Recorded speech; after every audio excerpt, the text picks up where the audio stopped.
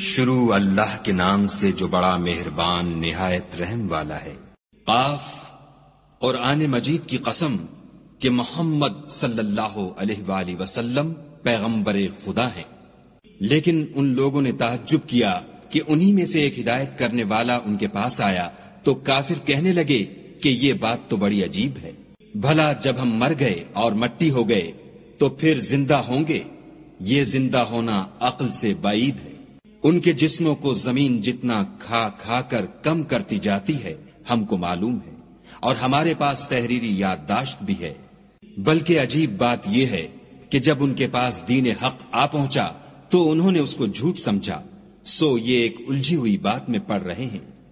کیا انہوں نے اپنے اوپر آسمان کی طرف نگاہ نہیں کی کہ ہم نے اس کو کیوں کر بنایا اور کیوں کر سجایا، اور اس میں کہیں شگاف تک نہیں؟ اور زمین کو دیکھو، اسے ہم نے پھیلایا اور اس میں پہاڑ رکھ دیے اور اس میں ہر طرح کی خوشنما چیزیں اگائیں تاکہ رجوع لانے والے بندے ہدایت اور نصیحت حاصل کریں۔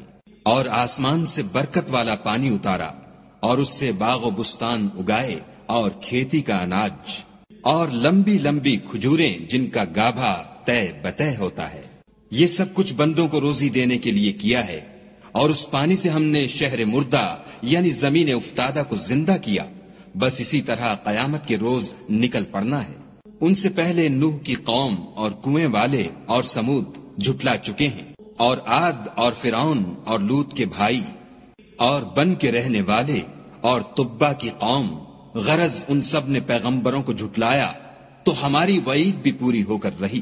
کیا ہم پہلی بار پیدا کر کے تھک گئے ہیں؟ نہیں، بلکہ یہ اثر نو پیدا کرنے میں شک میں پڑے ہوئے ہیں۔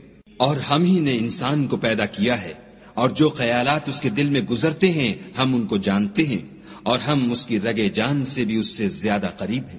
جب وہ کوئی کام کرتا ہے تو دو لکھنے والے جو دائیں بائیں بیٹھتے ہیں لکھ لیتے ہیں۔ کوئی بات اس کی زبان پر نہیں آتی مگر ایک نگہبان اس کے پاس تیار رہتا ہے۔ اور موت کی بے ہوشی حقیقت کھولنے کو طاری ہو گئی۔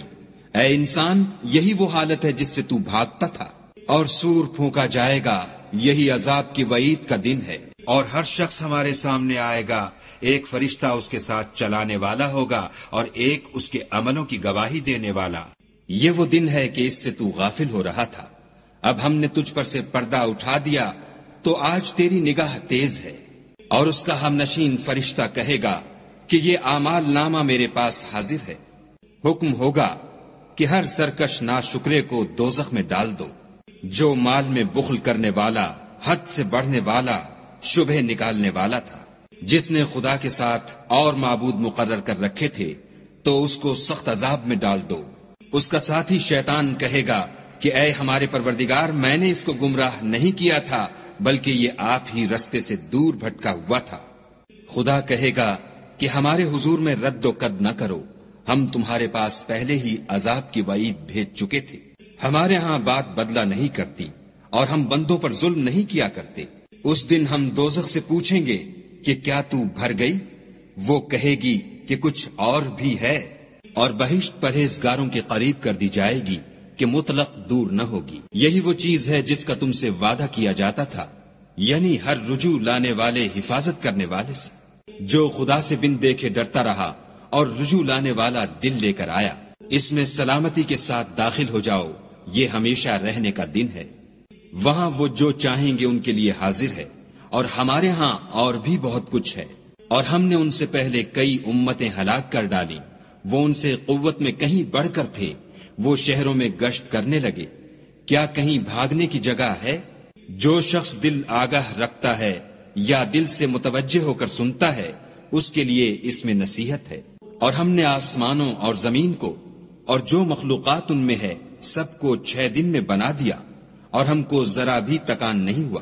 تو جو کچھ یہ کفار بکتے ہیں اس پر صبر کرو، اور آفتاب کے طلوع ہونے سے پہلے اور اس کے غروب ہونے سے پہلے اپنے پروردگار کی تعریف کے ساتھ تسبیح کرتے رہو، اور رات کے بعض اوقات میں بھی اور نماز کے بعد بھی اس کے نام کی تنزیح کیا کرو۔